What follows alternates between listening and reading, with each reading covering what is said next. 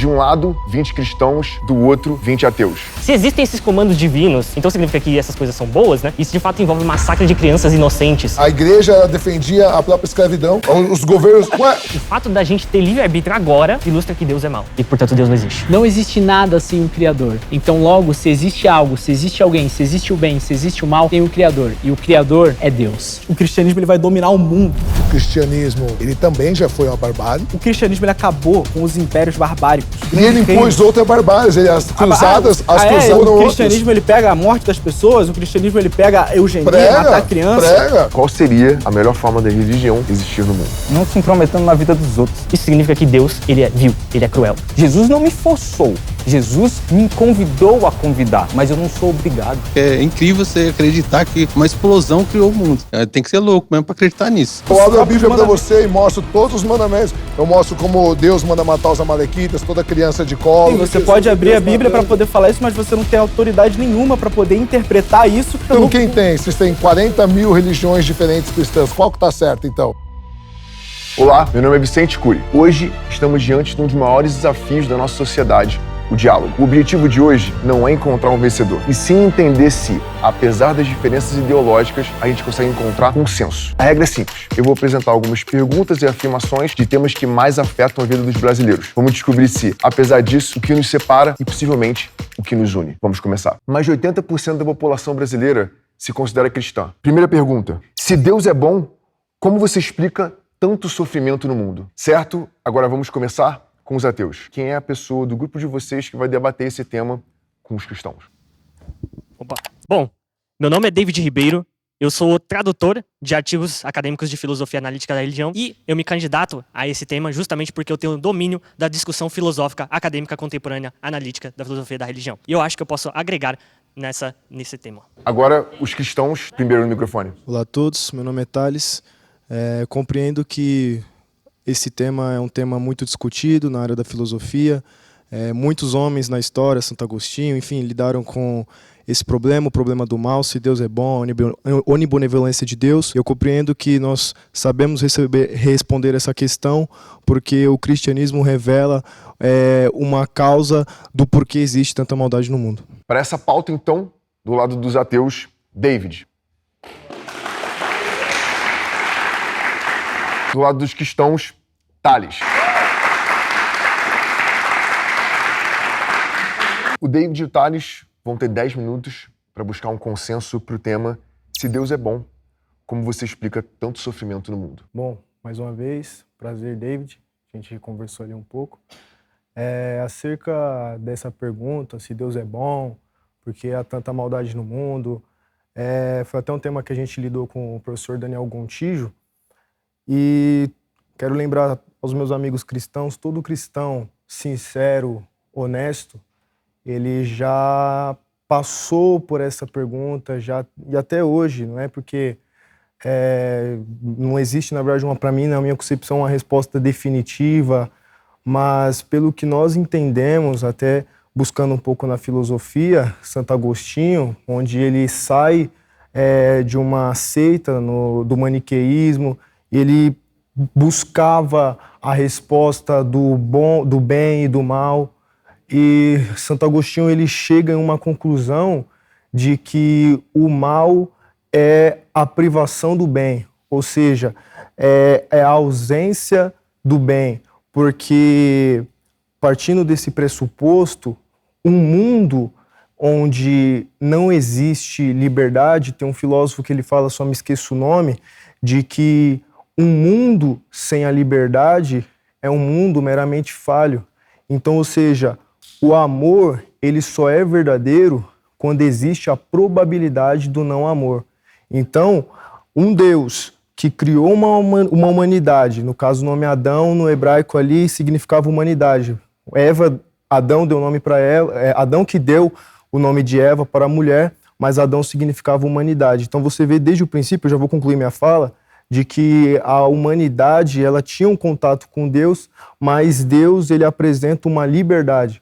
E é por isso que é pela consequência dessa liberdade a qual existe o amor, e o amor só é verdadeiro quando há probabilidade do não amor, é que você reconhece, todos nós reconhecemos que a maldade se perpetua no mundo. Isso não torna Deus é um Deus que não ama. Muito pelo contrário, você vê pelo pressuposto de que Deus realmente ama a criatura a ponto de dar o seu livre-arbítrio. Certo. Obrigado, Thales, pela apresentação. E assim, Thales, essa resposta que você deu é uma resposta bastante conhecida, né? Tanto ateus quanto cristãos, acho que já se depararam com essa resposta antes, né? Tanto a resposta no caso do mal como privação de um bem devido, que é agostiniano, quanto a resposta do livre-arbítrio, que é vinculada não só com o próprio Santo Agostinho, né? Mas também com outros autores como o Alvin Plantinga, né, da filosofia analítica, enfim, autores protestantes também já se debruçaram sobre esse tipo de resposta aos problemas do mal. Primeiramente, a gente tem que ter uma clareza sobre as formulações distintas do problema do mal. O problema do mal é uma família completa, né, inteira ali, e que envolve várias formulações distintas desse problema, né, o problema da dor e do sofrimento, e da compatibilidade disso ou não com a existência desse Deus bondoso. E há alguns problemas com essa resposta agostiniana, acerca tanto do mal como privação devido, quanto a questão do livre-arbítrio, que é basicamente o seguinte. Primeiro, existe uma limitação nessa resposta, né? É bom a gente deixar claro, para explicar todos os sofrimentos e as dores existentes no mundo. Existem algumas dores ou sofrimentos que são chamados na literatura relevante de filosofia analítica males horrendos, né? Uma filósofa chamada Marilyn McCord Adams, ela explica em um livro dela justamente o que é esse tipo de mal. É um tipo de maldade onde, no caso, todo o aspecto de positividade, de significado da vida de uma pessoa é extirpado de uma vez só. Então vamos pensar na situação, né, de certos casos, e esses casos acontecem, tá? Inclusive o Wheeler Rowe, ele cita um exemplo disso, né, que é o caso da Sue, de uma criança que ela é abusada sexualmente, no caso, por um marido, né, da sua mãe, enfim, ou pelo padrasto, ou algo assim. Ela é esquartejada e deixada à míngua para morrer enquanto ela está agonizando, esquartejada. Existem casos similares a esse na nossa realidade. Esse tipo de maldade, né, é um tipo de mal horrendo que favorece com que, no caso, o valor do livre-arbítrio seja superado em detrimento desse tipo de maldade ocorrida. Porque, no caso, nós intuitivamente, né, como sociedade, nós percebemos que existem certos tipos de maldade que, no caso, não admitem a gente respeitar a liberdade de certos indivíduos de realizar aquilo. Nós buscamos prevenir esses tipos de situações, principalmente quando envolvem crianças inocentes, vulneráveis, justamente para não ocasionar nesse tipo de coisa. Ok? Então já é uma limitação na resposta do livre-arbítrio para lidar com alguns tipos de males que parecem superar inteiramente o valor do livre-arbítrio, do valor do livre-arbítrio que tanto atribuem para ele. Outra coisa, essa concepção de livre-arbítrio que você está advogando, né, e que é necessário, né, na visão de muitos cristãos, pelo menos, né, principalmente arminianos, né, é a ideia de um livre-arbítrio libertário. É aquela ideia que, no caso, a liberdade envolve nós podermos ter a oportunidade de ter realizado outras ações, dado as mesmas circunstâncias, né, neurofisiológicas, ambientais, etc. Né? Só que, no caso, há um autor chamado John Schellenberg que ele escreveu um artigo em 2004 chamado The Atheist Free Will Offense, que é, basicamente, traduzindo, o título fica A Ofensiva do Livre-Arbítrio Ateísta. E essa ofensiva, né, eu vou terminar aqui, vou concluir, já vou passar, essa ofensiva do livre-arbítrio, ela lida, no caso ali, em ilustrar que essa noção, né, essas analogias de autômato, de manipulação que os cristãos usam, né, por exemplo, filósofos como John Hick usam, para tentar ilustrar que, se Deus não desse o livre-arbítrio libertário, você seria, como no caso, um autômato, né? No caso, as outras pessoas, né, seria como se tivesse uma pessoa manipulando você e você não está agindo por livre e espontânea vontade. Essa concepção, ela é problemática porque, na verdade, quando a gente pensa em outras formas de relacionamentos possíveis que poderiam ser instanciadas na realidade, que Deus poderia executar, nós conseguimos visualizar, né, claramente que a situação dos indivíduos não seria análoga a essa, se Deus instanciasse ele sem esse livre-arbítrio. Seria mais análogo a uma pessoa que continua tendo estados psicológicos complexos, né, seres sociais, pessoais e etc., com as mesmas características que nós atribuímos valor moral, só que, no caso, envolveria um tipo de relacionamento, no caso ali, que envolveria um aprofundamento nesse conhecimento com Deus e nesse relacionamento com Ele. Então, se esse cenário é mais valioso do que o atual, e Deus instanciou o nosso cenário atual com a gente tendo livre-arbítrio libertário, isso significa que Deus, ele é vil, ele é cruel. Porque esse tipo de liberdade é o que permite esses males horrendos de serem instanciados na nossa realidade. Mas por que isso é uma preocupação para você? Por exemplo, porque você concorda com Nietzsche de que a moral é relativa? Não concordo com ele. E eu defendo, no caso, uma perspectiva objetivista moral, mas isso aqui não é necessário para avançar o problema do mal. O problema do mal, ele é um argumento que ele pode ser avançado como um argumento parcialmente interno ou completamente interno à cosmovisão do cristão. O ateu, ele pode ser um antirrealista moral, ele pode ser um niilista, mas o que é importante é que o cristão acredita no realismo moral, na metaética, na ideia de que a fundação da moralidade objetiva se ancora nesse Deus. O cristão, ele acredita que existem julgamentos e valores morais objetivos. E é só isso que o ateu precisa para avançar o problema do mal. É ilustrar uma inconsistência interna na visão de mundo do próprio teísta, ou então uma evidência externa que se coaduna melhor com a visão ateísta e naturalista do que teísta. Se não existe, porque você acabou de admitir que você concorda com uma moral objetiva, certo? Se existe uma moral objetiva e a gente é só matéria vagando pelo espaço, por que essa preocupação de certo e errado? Por que a sua consciência...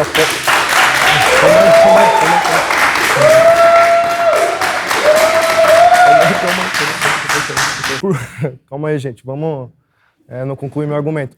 Mas por que essa preocupação de certo e errado? Se a moral, então, ela é objetiva e o ateísmo, no caso, a maior parte dos ateus, dizem que a moral é relativa, você concorda, então, que o holocausto, objetivamente falando, ele pode se tornar certo? Eu diria que, mesmo dentro da visão ateísta padrão, eu diria que as visões de mundo ateístas adversas, né, que os ateus possuem, né, que visões de mundo são um conjunto de alegações que cada um acredita, né, e os ateus eles não têm uma visão de mundo uniforme. Alguns são objetivistas morais, outros são antirrealistas morais, né, e subjetivistas.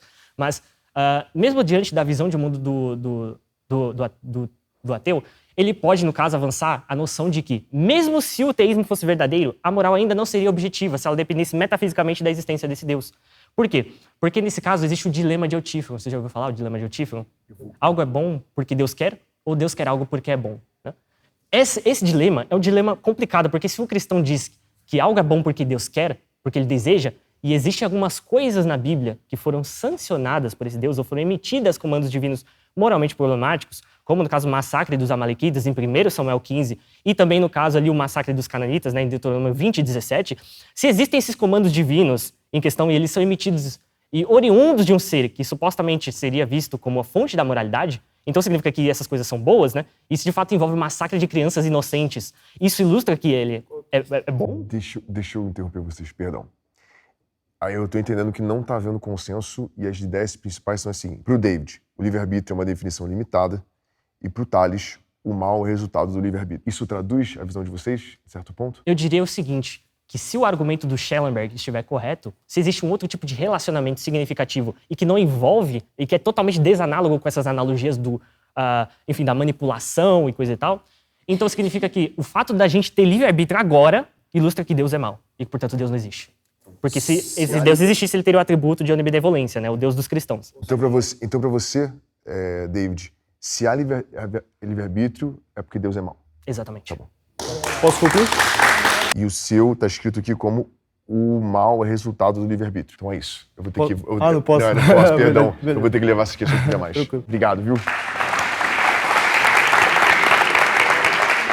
Eu vou começar perguntando pros ateus quem concorda com a fala do David de que o livre-arbítrio prova que Deus é mau. Quem discorda da fala do David? Eu vou dar a oportunidade para duas pessoas falarem, tá? Então, eu discordo da fala dele em questão da parte de falar que Deus...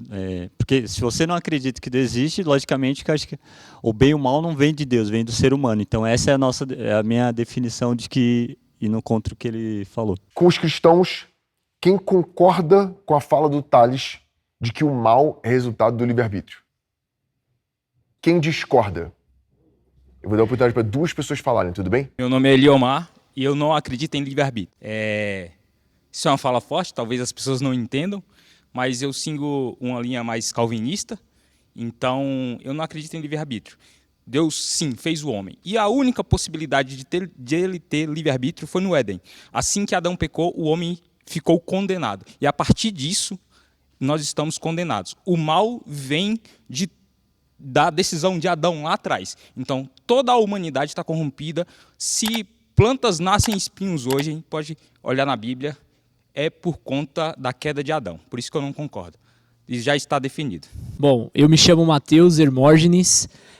Eu discordo que o mal ele não vem inerentemente pela questão do livre-arbítrio. O mal ele começa e ele dá início na questão de uma vontade que todo ser humano ele possui.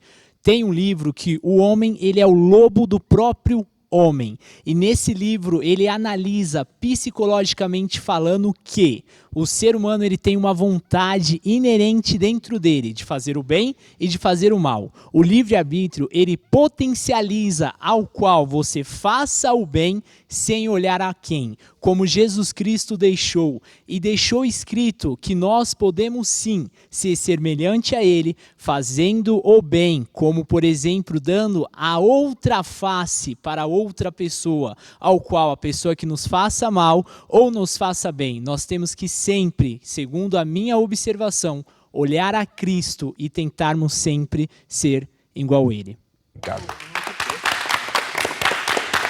O próximo tema de debate é: de onde vem o certo e o errado? Bom, eu me chamo Matheus Hermógenes e eu gostaria de dar continuidade nesse assunto do aonde começou, aonde surgiu o bem e o mal, porque a questão do bem e do mal surge de acordo com a necessidade do ser humano, a visão que cada um tem por si. E o livre-arbítrio que Deus nos deu, proporcionou para nós, é que vai nos proporcionar se nós vamos ser bom ou se nós vamos ser mal neste mundo. Ateus, vocês têm 3 minutos para definir quem vai defender o tema de onde vem o certo ou o errado. Meu nome é Cauã e acredito que o cristianismo distorceu o que é certo e errado, e eu sou versado em filosofia moral e gostaria de quebrar essa distorção feita pelo cristianismo. Quem vota pelo Cauã, levanta a mão bem alto, por favor. Do lado dos cristãos, quem vai debater o próximo tema é o Matheus. Do lado dos ateus, quem vai debater o próximo tema é o Cauã. Vocês vão ter 10 minutos para buscar um consenso no próximo tema, que é de onde vem o certo e o errado. Bom, basicamente, o que o cristianismo faz é tratar... O problema principal é que o cristianismo trata, as religiões geralmente, tratam o bem como tendo um valor instrumental, ou seja, só tem algo valor quando é usado por Deus para certo fim específico, entendeu? Então, um mundo sem Deus não há espaço para moralidade, para bom, certo e errado, sem Deus usando essas coisas para esse fim. Só que a visão que nós devemos trazer é um valor intrínseco das coisas, ou seja, as coisas elas têm valor justamente pela sua própria natureza, ou seja, a natureza da coisa constitui razões para nós, como agentes racionais, buscar aquilo ou não. Então, independentemente de haver um legislador ou não, como, por exemplo, essa é uma visão trazida por filósofos como, por exemplo, o Eric Weinberg, tá? Ele é ateu e tudo mais, ele traz essa visão. É um valor intrínseco, ou seja, mesmo havendo ou não Deus, a dor ela nos fornece razões para não buscá-la, independentemente de haver alguém para falar aquilo para nós pela própria natureza da dor, entendeu? Então, é justamente disso que advém o certo e o errado, o bem e o mal em uma visão naturalista ateísta.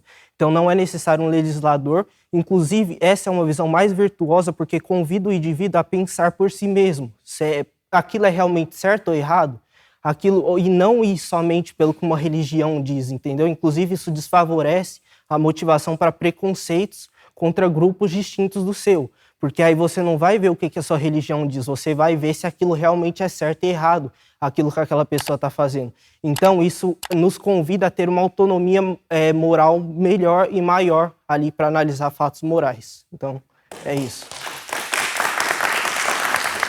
Bom, concordo em partes do seu argumento. Porque, vamos imaginar, vamos fazer um movimento aqui de reflexão, né?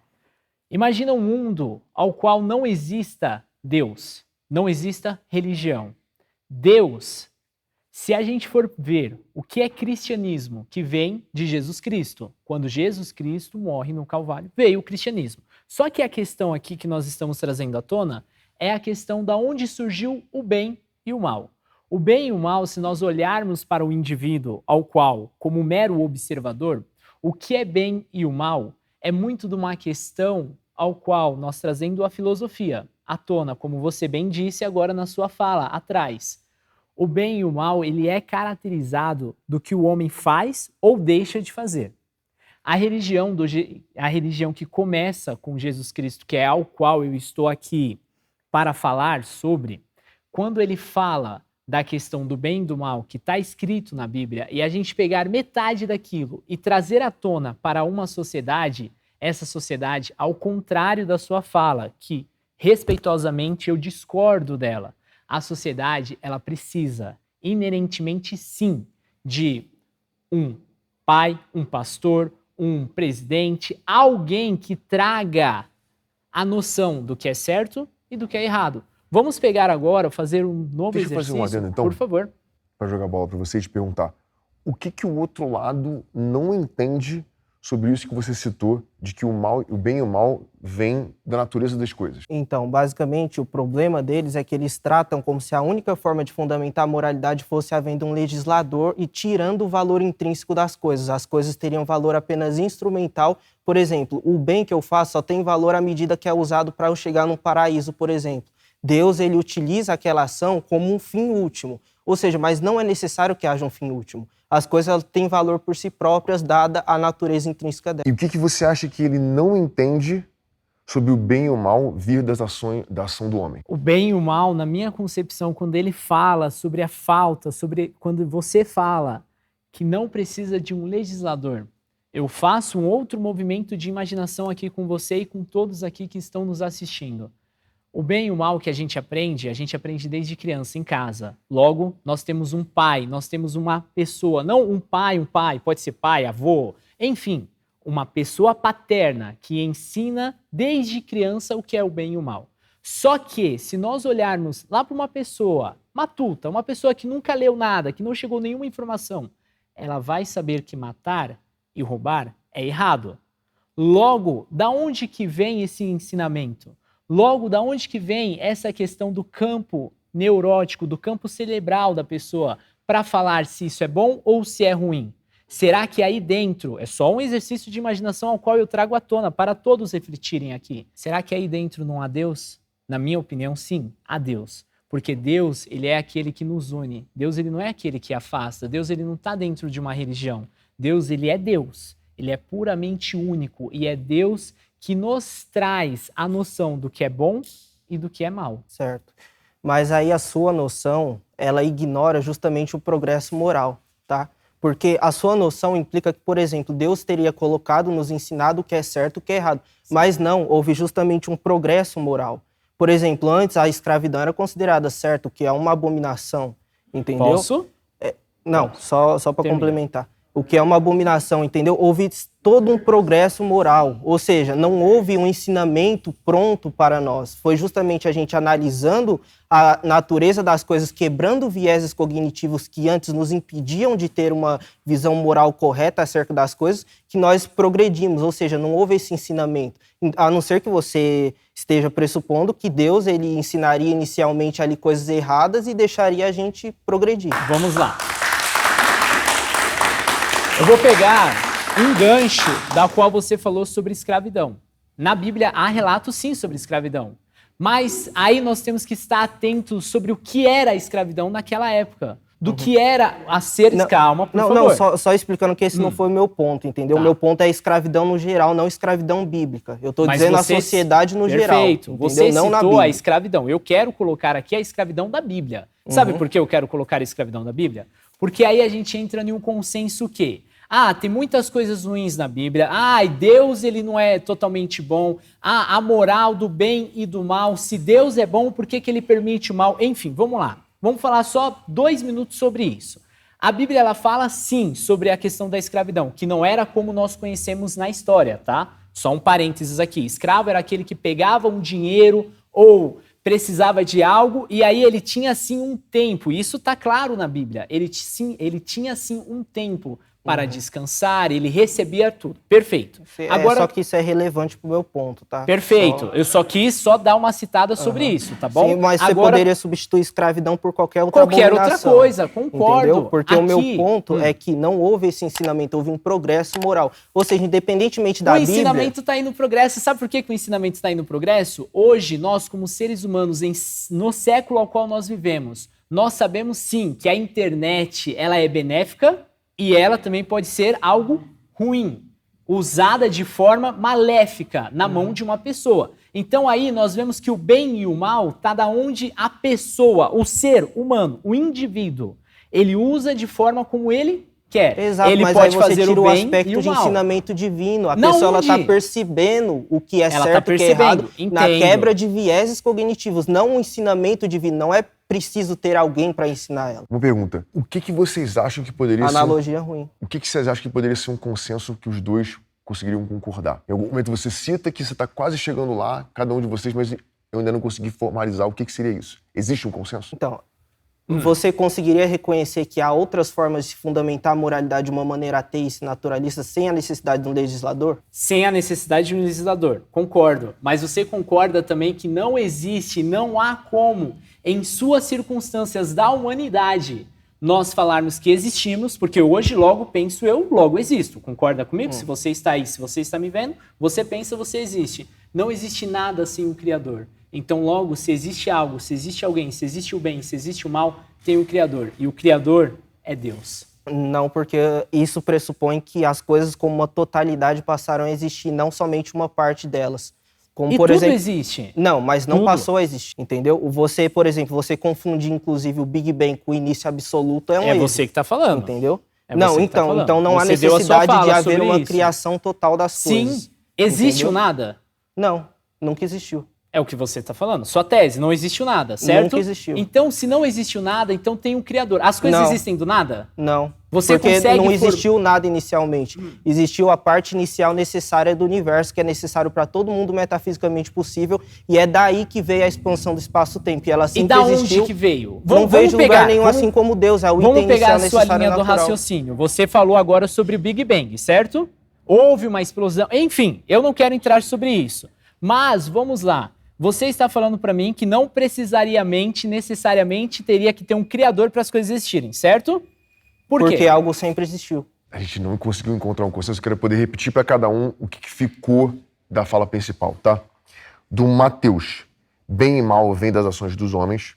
E do Cauã, as coisas têm um valor pela sua natureza. Correto? Corretíssimo. Obrigado, viu, gente? Muito obrigado, hein? Obrigado, gente. Obrigado, irmão. Tamo junto, hein? Vamos começar com os ateus. Quem concorda com a fala do Cauã de que as coisas têm valor pela sua natureza, levanta a mão bem alto com energia.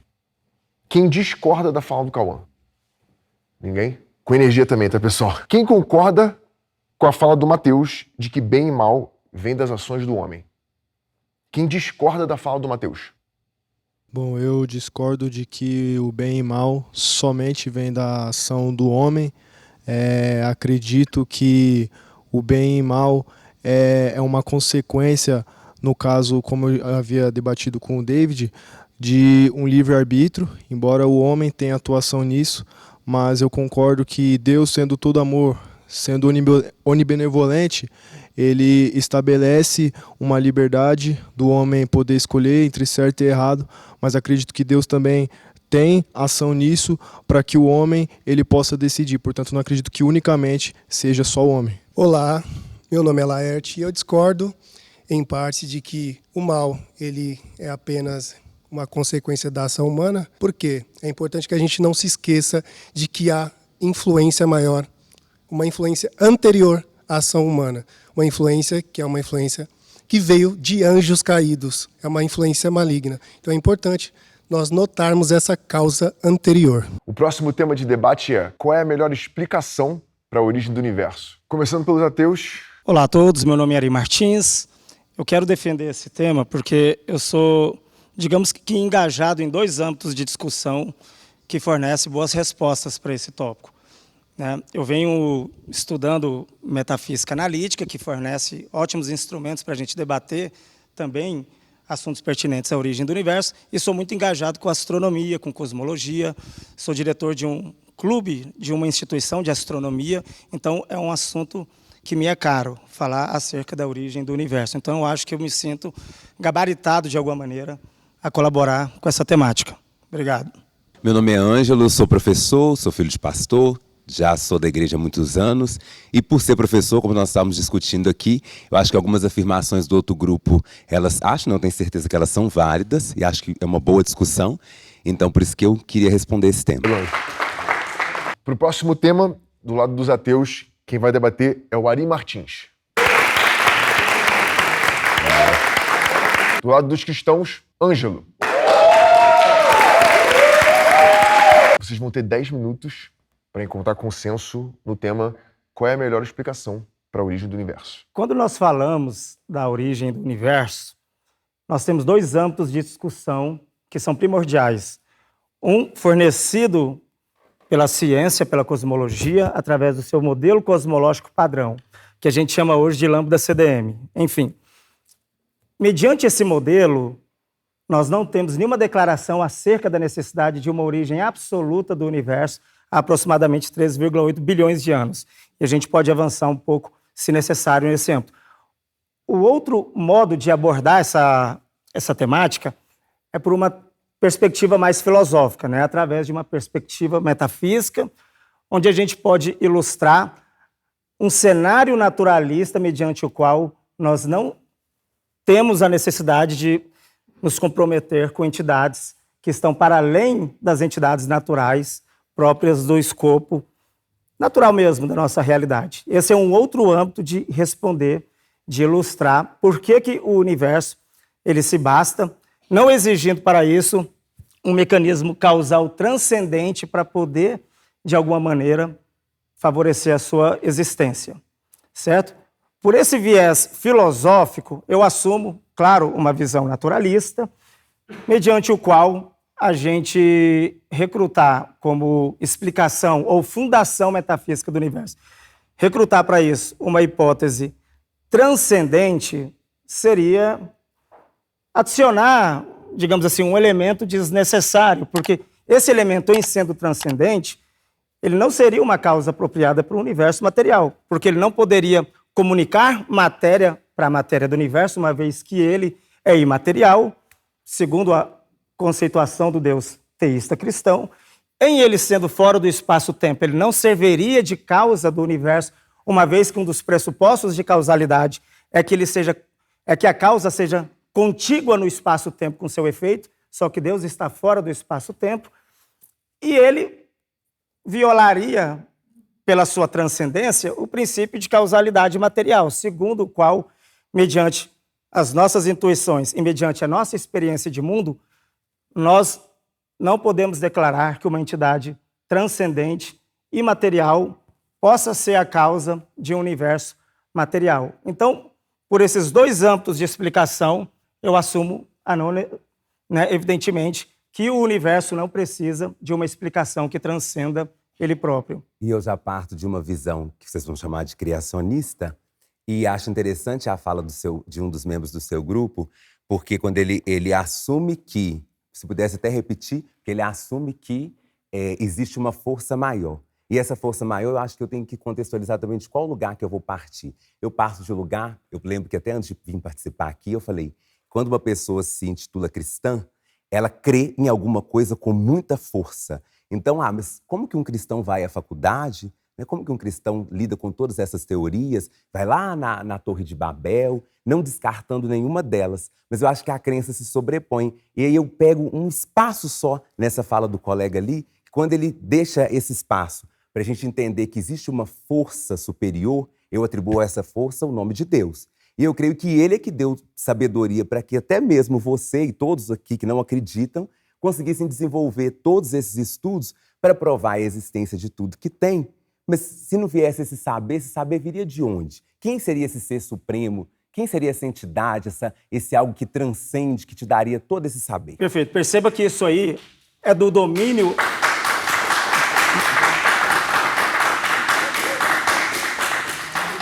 Perceba que a sua resposta é de domínio epistemológico e não de domínio existencial e metafísico, que é o âmbito da nossa discussão aqui. Portanto, tudo bem, você tem essa percepção acerca da existência de um ser supremo maior. Só que você ainda não fez a tarefa de casa aqui do nosso diálogo, que é mostrar metafisicamente por que há esse Deus antes de tudo. Porque de você crer não se segue a existência. Da crença não se segue a existência, da mera crença. Né? Então nós estamos ainda no âmbito aqui da existencial. Sim, então sim. Você precisa ultrapassar esse âmbito cognitivo e epistemológico seu para que a gente possa voltar para o âmbito cosmológico e existencial aqui. Mas eu penso que mesmo você colocando essa questão aí de não ser só existencial, que volta um pouquinho, que eu me perdi aqui, quando você diz assim, o que viria antes, não é isso? Foi isso que você disse, né? O que viria Eu não antes. cheguei nesse âmbito porque, mediante o modelo do próprio Big Bang, o próprio espaço-tempo, eles surgem, né, a 3,8 bilhões, de modo que seria impróprio a gente falar de um antes no sentido temporal, antes desse, né? Então, eu não estou autorizado, nem filosoficamente, nem cientificamente, a falar de um antes. Eu apenas assumo que há essa realidade, essa matéria num ambiente mais fundamental e que ela simplesmente existe sem a necessidade de uma causa que a transcenda. E já quando eu parto da crença, é pela crença mesmo que eu me torno livre para dizer que, se eu acredito, o que poderia fazer formar, o que poderia... Tudo na nossa... Acho que na nossa crença, tudo tem um propósito. Isso foi falado aqui antes. Então, como a gente acredita que tudo tem um propósito, aí vamos lá, vamos nessa. Se fosse aí uma explosão. Até a explosão seria um propósito, que nós vamos atribuir um propósito do próprio Criador, que nós estamos chamando de Deus. Então, no viés da crença, eu vou partir sempre daí. Tudo é propósito. Então, nós estarmos aqui hoje é um propósito. Então, é a nossa visão. Ela foi criticada aqui hoje, mas é propósito. Até se fosse uma explosão para acontecer, seria um propósito. Na verdade, tecnicamente, não foi uma explosão. Não, quem disse que é explosão. Tudo bem, mas eu entendi seu ponto, comum. Tudo bem. Mas se há um propósito, e se tudo, como você já fechou que tudo é propósito, esse propósito de Deus tem algum outro propósito ou é só arbitrário? Tem um propósito. Tudo tem um propósito. Então há um propósito acima e transcendente ao próprio Deus? Ele não é trino? É para quem acredita? Não, mas Deus, ele é trino, ele há 3 pessoas numa única substância. Não, mas você não acredita. Numa única agora realidade, mediante ele é a trindade de vocês, né? Então, a pergunta ainda se mantém, né? Esse propósito divino, ele é condicionado por um outro propósito ou não? Porque se não for, não há razão. Foi aleatório, foi arbitrário a criação, né? Esse start, que eu não assumo esse start, essa criação, mas foi arbitrário. Mas se há um propósito, a gente vai chegar numa regressão infinita no interior do próprio Deus. Só quando o que você está chamando de regressão, talvez nós chamaríamos aqui, que já foi falado antes, é legal que a gente conseguiu seguir uma Mas eu, para pegar essa parte da regressão... Porque me parece não, a ideia da queda do homem é que seria algo que atravessa o propósito. Então, na nossa crença, quando Deus cria o universo e cria tudo que nele existe, e cria o homem também para estar lá, e depois Eva, a sua auxiliadora, isso é com o propósito de que tudo vivesse harmonicamente ali naquele paraíso. Só que a queda, ela acontece. E aí nós vamos entrar num outro âmbito que falaram aqui de seres caídos hoje, e a gente pensa que essa própria revolta, e aí eu posso pegar nesse viés do livre-arbítrio, porque Lúcifer era um anjo de luz, que nós acreditamos nisso, estava lá no céu e ele se rebela. E esse sentimento vem de onde? Esse sentimento de maldade veio do próprio Satanás, para que depois aí vocês sabem toda a história que a gente sempre conta, ele acaba lá se apossando da serpente e acontece a queda. Então esse propósito é atravessado por alguma coisa desse... Eu vou usar a palavra destino, que acho que pelo tempo não vai caber render aqui mais. Deixa eu ver se eu consigo captar o que vocês estão dizendo e possivelmente buscar um consenso, tá? O Ari tá na ideia de que não há necessidade de um mecanismo causal. E o Ângelo, que o saber que permite o estudo do universo veio de Deus. Sim. Existe a possibilidade de um consenso? Vai haver uma possibilidade de consenso, é radical essa possibilidade que eu sugiro aqui. Porque, tudo bem, o Ângelo trouxe uma narrativa, a questão do Éden e tudo mais, né? Mas isso ainda desloca um pouco a questão, porque eu trouxe um outro âmbito que é Deus, como transcendente, no âmbito dessa transcendência, ele seria impróprio como objeto de causa do universo, em razão dos pontos que eu trouxe. Então, para haver um consenso entre nós dois, o Ângelo teria que se abdicar desse Deus enquanto transcendente, né? E imaginar Deus como um elemento ainda de natureza natural. Ou seja, Deus não seria absolutamente transcendente. Para ele poder servir de mecanismo causal ou de fundação do universo, ele tem que, de alguma maneira, compartilhar essa naturalidade, talvez a matéria, em seu âmbito mais fundamental, com o universo. Está disposto a encarar isso? Então, eu acho que da minha parte também não há. Sem problema. E sem problema nenhum. Obrigado vocês dois, viu? Obrigado eu. Do lado dos ateus, quem concorda com a fala do Ari de que não há necessidade de um mecanismo causal? Energia. Concorda. Quem discorda com a fala do Ari? Bem, só queria falar o ponto mesmo, que foi um que eu usei também para tentar entrar para discutir, que é esse objetivo causal, não necessariamente sendo uma explosão, como citaram ali, eu não acho que tenha sido ele necessário para poder ter formulado tudo que nós formulamos até agora. Então, basicamente isso. Mais alguém? Um ponto que eu ia fazer, que não é exatamente discorrer, mas uma complementação bem curta, seria que Deus não poderia ser o motor causal como ele falou, só que no sentido que, a gente não dá um motivo para a causa do universo, você não tem um motivo que causou Deus. Da onde que veio Deus? Seria só esse complemento para fazer mesmo. Do lado de vocês cristãos, quem concorda com a fala do Ângelo, por favor, energia na hora de levantar a mão. O saber que permite o estudo do universo veio de Deus. Quem discorda da fala do Ângelo? Ninguém? A partir do homem, sim, de buscar algo transcendente, ele vem, porque eu discordo em partes na fala, talvez esteja incompleta, mas ele busca essa verdade, essa vontade, esse ser interior. Nossos colegas aqui ateus, eles buscam alguma verdade, então por isso que eles vão buscar conhecimento, e a partir desse conhecimento ainda vem de Deus. O próximo tema é: por que a sua forma de viver é a melhor escolha? Eu sou o Alberto e eu não acho que a forma cristã de se viver é a melhor forma de se viver. Eu tenho certeza, e isso não é uma certeza que provém somente de mim, mas é uma coisa que se provou durante toda a história na medida que foi o cristianismo que construiu a civilização. O que é a civilização antes do cristianismo? É a barbárie, é o paganismo, é o canibalismo, é a eugenia. O que é a civilização sem o cristianismo? É a Revolução Francesa, são os genocídios, são os massacres, são isso que a gente está vendo hoje em dia na Ilha Epstein. O mesmo lado vai respeitar a fala de vocês, vamos respeitar deles, tá? Bom, eu sou o Chileno Gomes, como eu disse, eu sou formado e pós-graduado em filosofia, bacharel em direito, empresário. E eu tenho atuado em voluntariado, associações anti-pedofilia durante 20 anos, fui patrono do orfanato durante 10 anos, e nada disso, para mim, depende de uma força transcendente ou de uma bondade de Deus. Eu faço porque eu acredito que a melhor maneira de viver é se fazendo bem em sociedade. Se todos se preocupassem com isso, a gente não precisaria nem de governos, nem de outras forças a mais. Então, por isso que eu acho que eu sou um bom candidato para debater a respeito desse tema. Para esse tema, quem vai debater do lado dos cristãos é o Alberto.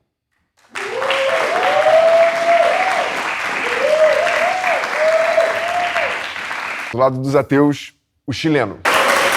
10 minutos para buscar possivelmente o consenso em por que a sua forma de viver é a melhor escolha. Bom, só para começar, ele já fez um exorcismo em latim em mim, uma outra vez, pelo visto não funcionou. Será que vai ter a próxima? Mas, por favor, pode começar. Bom, como eu tinha dito no momento em que eu me candidatei para participar aqui, o fato dessa forma cristã de se viver ser a superior, ser a melhor forma de se viver, era uma coisa que foi mostrada através de fatos históricos. A história se mostrou assim.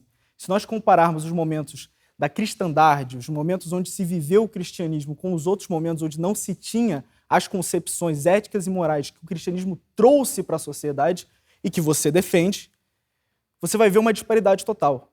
Porque antes do cristianismo nós víamos coisas horrorosas como a barbárie, né, a eugenia, nós vimos coisas terríveis que essas coisas elas foram, através do cristianismo, extinguidas da sociedade em certo aspecto ou foram completamente rechaçadas, coisas que antes eram tidas como normal. Bom, eu compreendo a sua fala, mas a verdade é que empiricamente, historicamente, a gente se prova o contrário, né? Primeiro porque o cristianismo ele também já foi uma barbárie, né? A gente teve aí 1000 anos da Idade Média, que filosoficamente a gente chama de Idade das Trevas, porque não podia existir nenhum tipo de pensamento que fosse divergente da igreja, porque até os próprios cristãos eles tinham medo da igreja, porque eles eram condenados como hereges, só por descobertas científicas.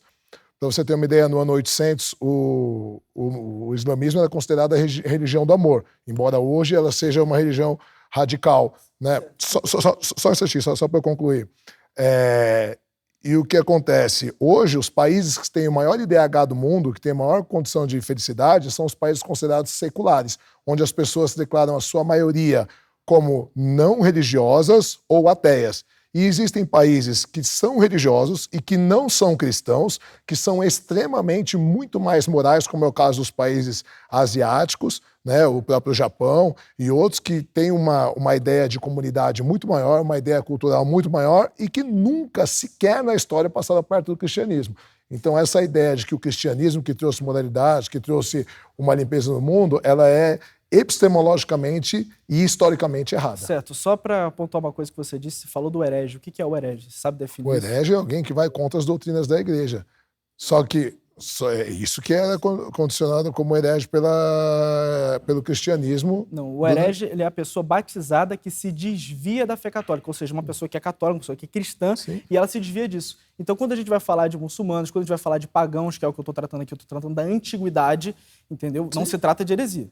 Então, usar isso como argumento. Não. É uma Você coisa. então vamos lá. Não, Isso católico, demonstra. Então, peraí. Vamos lá, historicamente. Galileu Galilei, ele era cristão? Bom, como eu ia dizendo, o que a gente falou em questão ao herege, eu estou dizendo em questão à antiguidade, a questão ao paganismo. Você pode dizer que o modo de viver pagão era superior ao cristão? Você acha, por exemplo, que os índios que praticavam antropofagia, os índios canibais aqui, por exemplo, os goitacazes no Rio de Janeiro, que faziam rituais sinistros, maquiavélicos com o corpo, as pessoas mortas, você acha que isso, por exemplo, é uma coisa que o modo de viver desses índios, ele seria uma coisa que o cristianismo, o catolicismo não seria uma coisa superior a ele? Sim, eu não estou dizendo que não existiam modos piores de viver, mas eu estou dizendo que hoje se mostra que métodos seculares e outras nações que nunca foram cristãs vivem até melhor que em países cristãos. Mas, por exemplo, como a pergunta ela é pessoal, por que o meu modo de viver é melhor? Porque, por exemplo, o próprio Kant, que era um filósofo cristão do século XVIII, ele dizia que a moralidade ela não pode depender de Deus. Ela tem que depender das próprias decisões pessoais. Por quê? Porque senão você é só um interesseiro. Ou você está querendo o benefício do céu, ou você tem o medo do inferno. Eu não acredito nem em céu nem em inferno. Então por que eu sou bom? Porque eu escolhi ser bom. Entende? Por que eu atuo há 20 anos como voluntariado em associações anti-pedofilia, fui patrono de um orfanato há 10 anos? Por quê? Porque eu quero o céu? Não acredito em céu, não tenho medo do inferno. Por quê? Porque eu acredito de verdade que as minhas boas ações elas podem refletir em outras pessoas e que isso pode fazer bem para a sociedade, independente de uma divindade. Então, o que você está fazendo...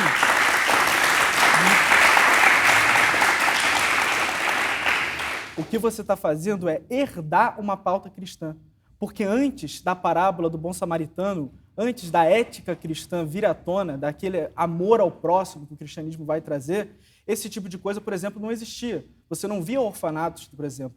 Você via pelo contrário. Você via de diversas civilizações pagãs, tribos pagãs, né? Que eles pregavam que caso uma pessoa, uma criancinha, ela nascesse deficiente, então essa criança, ela podia ser morta. Não, mas, cara, você é uma visão... Ainda que você seja ateu, você está seguindo um princípio cristão. Então, mas olha só, você tem que entender que esses próprios princípios que você prega do cristianismo, eles foram herdados de culturas pré-cristãs. O cristianismo ele tem 2000 anos só. E você quer dizer, então, que ninguém antes do cristianismo não existiam boas sociedades. A gente teve os sumérios, teve os babilônicos, teve os persas, teve os egípcios, os próprios judeus. Então, nunca existiu bondade na terra antes do cristianismo. O próprio cristianismo ele é resultado de um aculturamento de inúmeras outras religiões e culturas que vão gerar, com a evolução da sociedade, no que a gente considera que é ética e moral para a convivência. Então, eu não estou dizendo isso. Mas foi o que você disse. Não. Esses povos bons que fizeram coisas boas, eles viviam segundo uma retidão ética, porque eles dentro deles... Fora do cristianismo. Eles dentro deles possuíam um conhecimento de que havia o bem e de que havia o mal, entendeu? Por uma questão ética. Agora, qual que é a diferença do cristianismo? O cristianismo ele vai universalizar isso. O cristianismo ele vai dominar o mundo. O cristianismo ele vai trazer aquilo que era exclusivo de certas tribos que tinham essa concepção de fazer realmente a caridade com o próximo, ele vai universalizar isso. Ele vai mudar a Europa, ele vai mudar as Américas, ele vai acabar Alberto, com o aí ele vai mudar, humanos. aí ele vai fazer a colonização, vai matar os índios, vai obrigar a fazer... Então, que moral, que ética é essa? E depois, isso epistemologicamente, de novo, é errado o que você falou, porque só 1/4 da população mundial é cristã. Quer dizer que os outros 3/4 são todos antiéticos, são todos barbáries, são todos... Muito pelo contrário, os países que têm maior condição moral, os que têm maior IDH do mundo, são países seculares, ou países que não são cristãos, como eu citei, o caso do Japão, da Suécia, Dinamarca, onde a maioria se declara não religiosa, ou ateu. E os países onde tem maior guerra e onde tem maiores barbáries são países cristãos ou religiosos, como a gente está vendo agora aí. Sim, certo. Vamos fazer um exercício de reflexão. Vamos imaginar que o cristianismo nunca tivesse chegado ao mundo. O cristianismo ele acabou com os impérios barbáricos.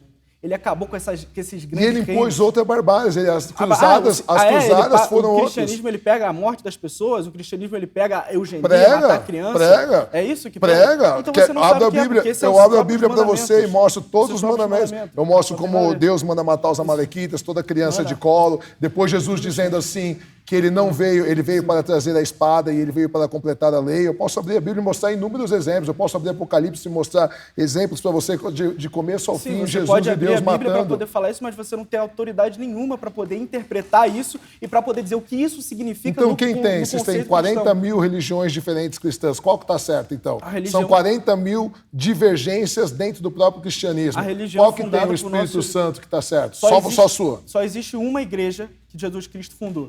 E as outras são ramificações, são coisas que vão se deturpando e desvios dessa única religião, Entendi. que é a Santa Igreja Católica. Eu entendo que a gente está caminhando para um não consenso, só que a gente tem possíveis 2 minutos para essa tentativa, tá? Eu vou ler o que está ficando para mim da leitura de cada um.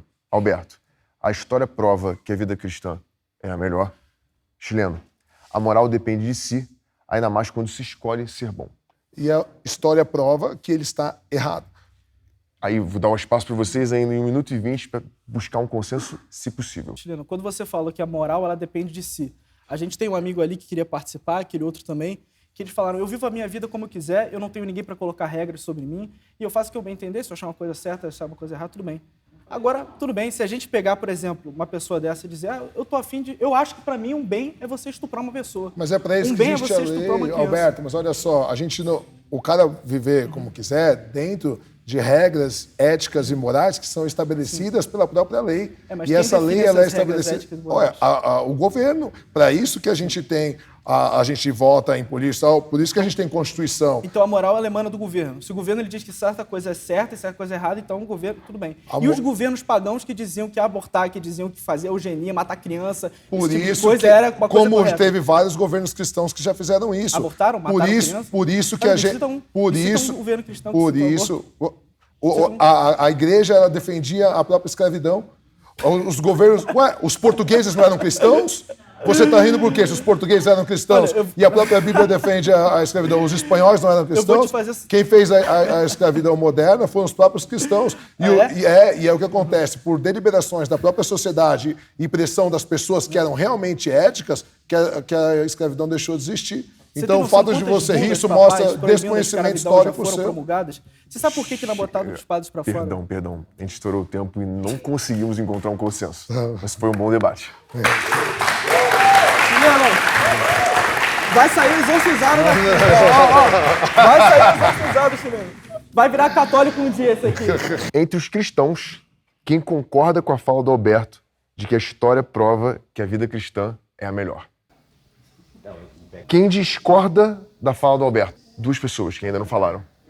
Olá, tudo bem? Meu nome é Adriano. Eu passei por 5 religiões, morei no Canadá há 10 anos, morei em 7 cidades do Brasil.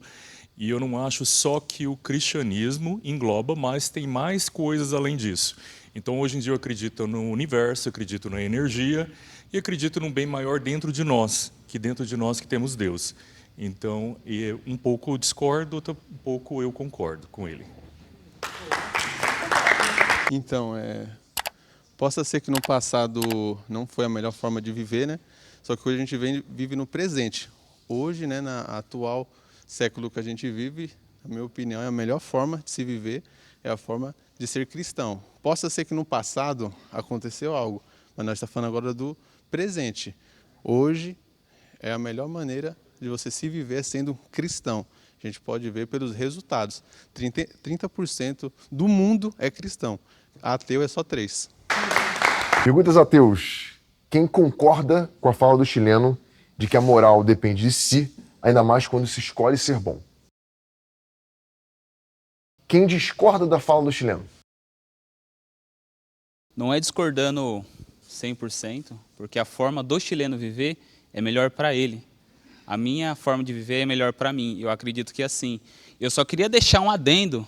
Tem um cara muito antigo que era católico, não sei se vocês vão lembrar, ele tinha, né, deixar claro, esse cara foi incrível e ele tinha um pensamento igualzinho a do meu amigo que é cristão, que o conceito de vida dele é 100% certo e o restante do mundo está errado.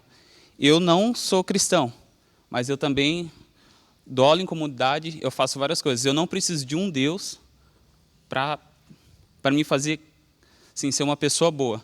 E só para lembrar disso, lembra do Bigodinho? Ele tinha um pensamento igualzinho o seu, cara. Que você é um grande exemplo de como não ser.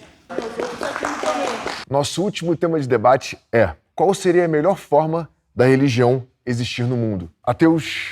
Eu sou Andreia. Eu acho que é uma pergunta enviesada, né? Mas a melhor forma da religião continuar existindo é de uma forma que esteja num lugar laico para as governanças, né?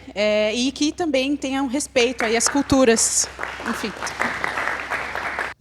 Eu me sinto apto para defender esse tema, porque eu respeito e dialogo com muitas pessoas de muitas religiões e de muitas coisas. A ética, o respeito, tem que estar entrelaçado em tudo. Inclusive, o cristianismo ela é a que mais respeita as outras religiões, porque é a partir da sua escolha que você se define. É a partir da sua escolha. Eu não me meto no que você escolhe.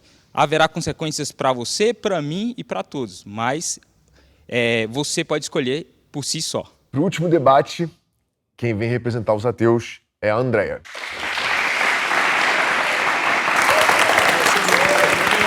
Quem vem representar os cristãos é o Eliomar.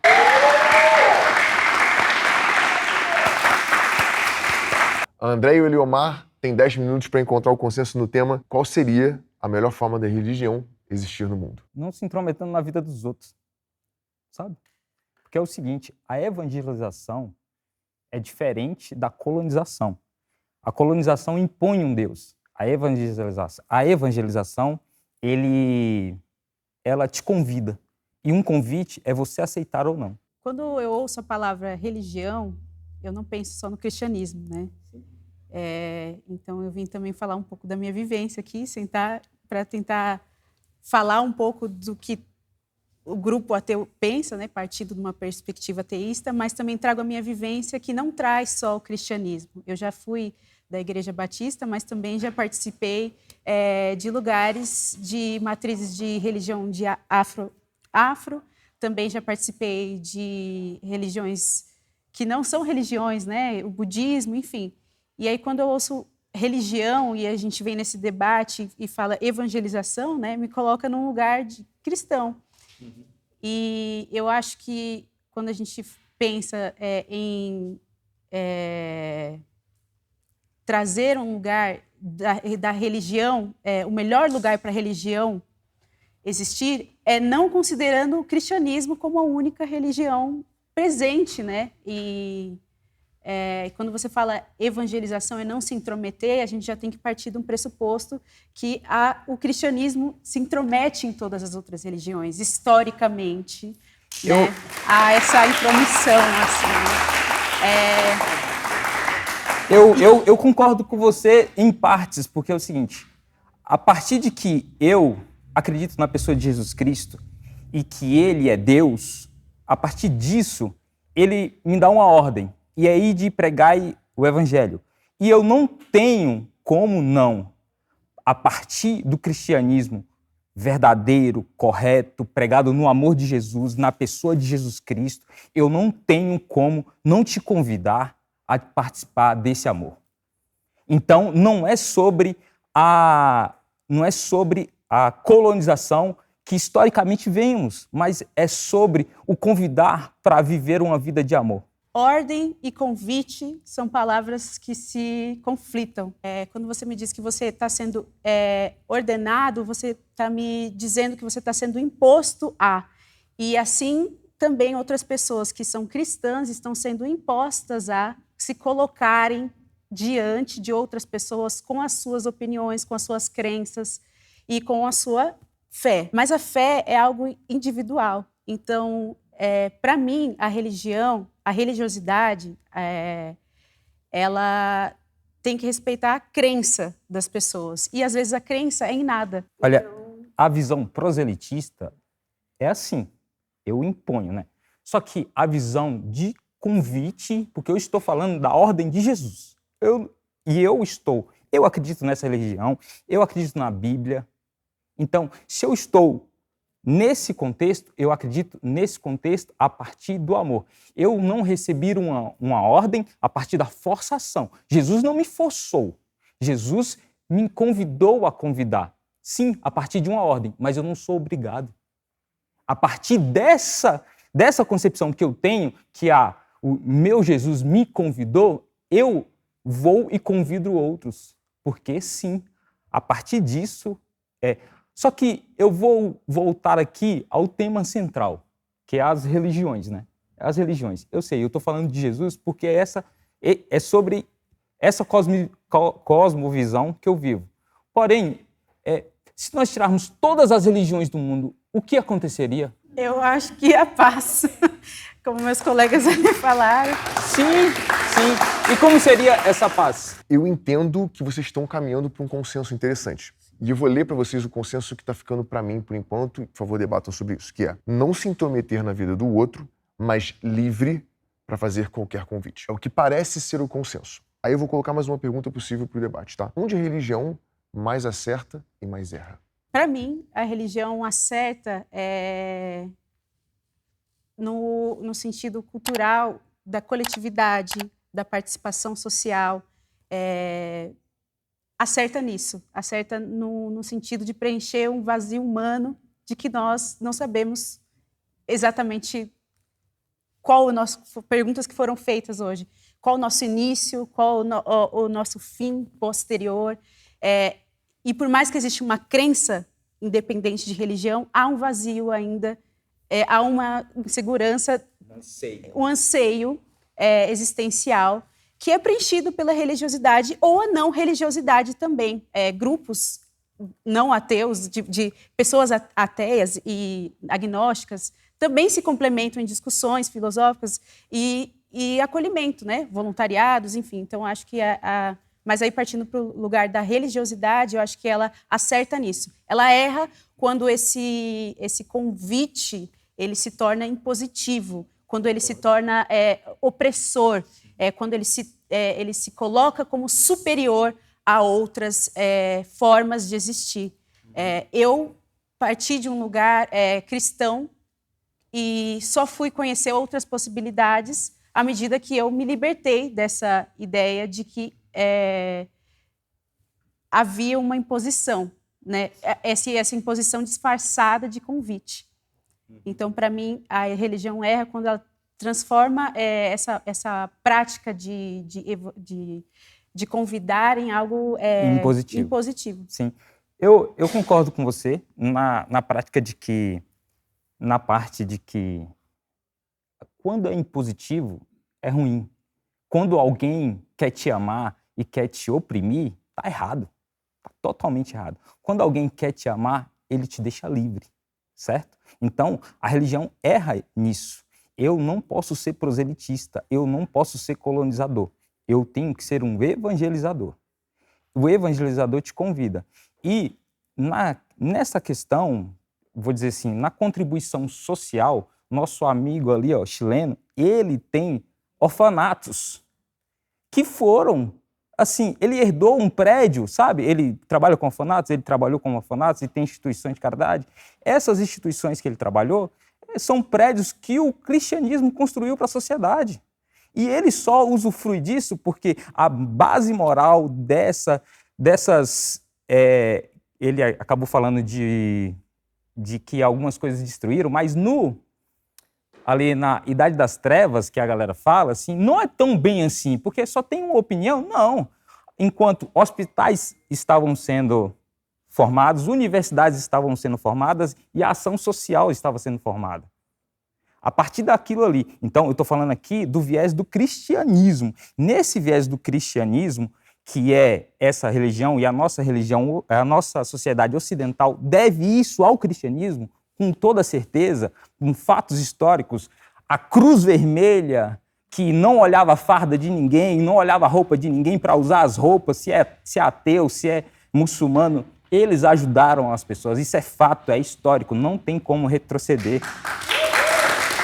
A religião, no fato de que eu vou colocar outras religiões aqui, seja elas budistas, nesse campo mais filosófico, ou seja elas outras, a partir de que elas não interfiram no ser humano de forma violenta, de forma intelectual, de deixar o outro livre para pensar, nesse sentido a religião contribui, porque a religião é essa religião, a palavra religião é religar, e a religar é um ser maior, um ser Deus. De forma presunçosa, eu vou descrever a vocês o possível consenso que a Andréia e o Eliomar encontraram. Não se intrometer na vida do outro, mas livre para fazer qualquer convite não impositivo. É um consenso? Sim. Para mim, sim. Acho que sim. Que bom. Entre os ateus, quem concorda com o consenso que eles encontraram? Não se intrometer na vida do outro, mas livre para fazer qualquer convite não impositivo. Quem não concorda com o consenso? Bom, na verdade, é mais um adendo que eu queria fazer, que eu acho muito importante ao debate. Parabéns, mas eu queria corroborar o que o amigo cristão Douglas falou sobre a importância... Douglas, né? Thomas, que é sobre a laicidade do Estado. Exatamente sobre isso. O Estado laico, ele não pressupõe um Estado ateu, é o contrário. É o direito de todos de terem cada um a sua crença e o respeito à crença do outro. Então, por isso que é errado quando as pessoas combatem o Estado laico, porque exatamente o que protege o direito de crença, tanto de não crença quanto de crença de vocês, é exatamente a laicidade do Estado. É só um adendo só que eu queria fazer, tá? Mas eu concordo com eles. Do lado dos cristãos, quem concorda com o consenso, levanta a mão, por favor. Quem discorda do consenso? Só para fazer também um adendo, se a gente se basear em Jesus Cristo, as coisas ficariam muito mais fáceis.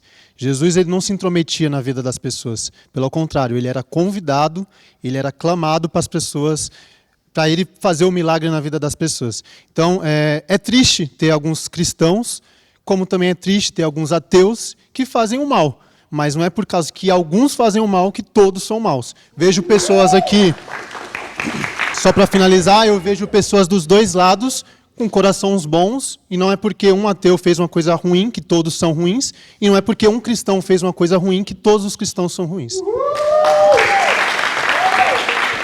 Bom, na minha opinião, do contexto, eu só acrescentar nada por fora do cristianismo, mas eu acredito que a religião ia se dar bem ao pressuposto de que nenhuma tivesse julgamento entre as outras. Né? Eu acredito que isso seria uma paz, né? E sim, mantendo a religião, cada um se escolhe devido a qualquer outra religião que quisesse. Então esse é meu ponto de vista. A gente conseguiu chegar em um consenso nas 5 pautas. Mas se tem uma coisa que ficou clara aqui, é mesmo com diferenças enormes, ainda dá para sentar e conversar.